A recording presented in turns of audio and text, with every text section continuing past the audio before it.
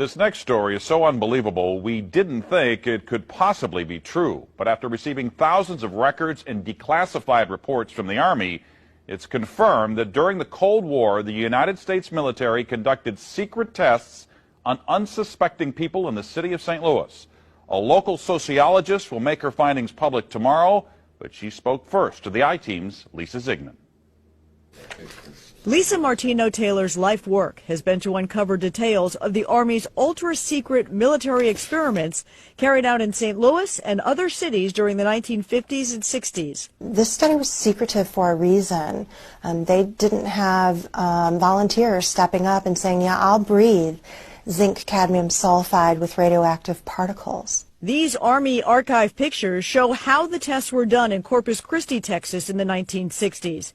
In Texas, planes were used to drop the chemical, but in St. Louis, the Army placed chemical sprayers on buildings and station wagons.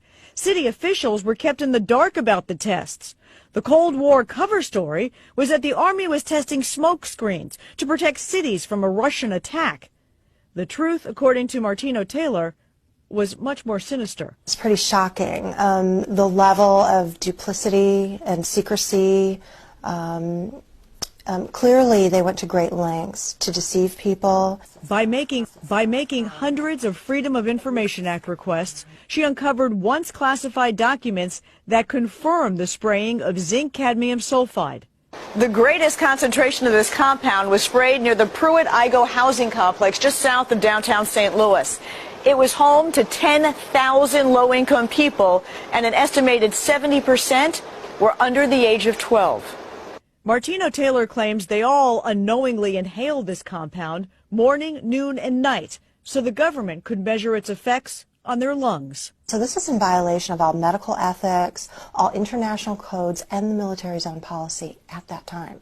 In 1994, then Congressman Richard Gephardt asked the Army to open its records and explain the St. Louis testing. We want to make very sure that nothing went on that would harm anyone and that all the facts are out on the table.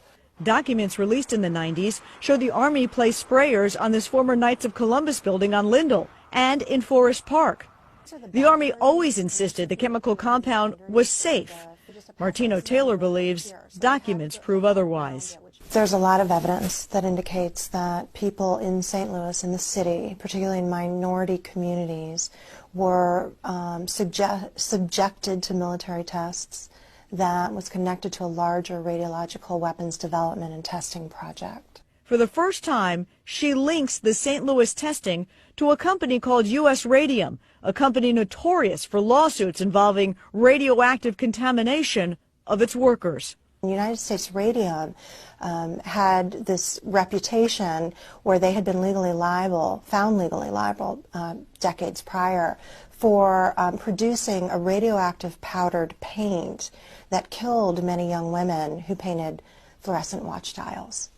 While the Army admits it added a fluorescent substance to the zinc cadmium compound, details of whether it was radioactive remain secret.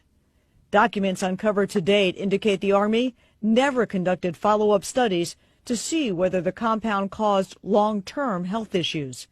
In 1972, after years of crime, poverty, and decline, the government destroyed the Pruitt-Igoe housing complex. Lisa Ziegman, News Channel 5, I-Team.